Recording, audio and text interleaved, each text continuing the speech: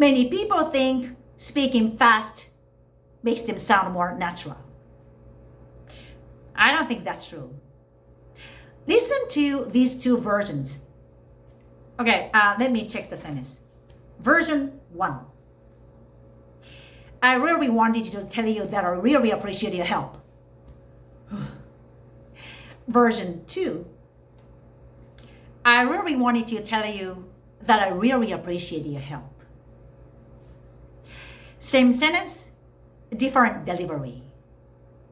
The second one was more natural.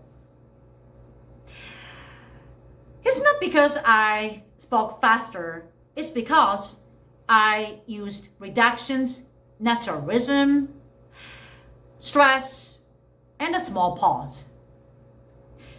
Slowing down gives your words more impact. Don't chase speed. Focus on clarity, not speed. Subscribe if you want to speak English with more confidence.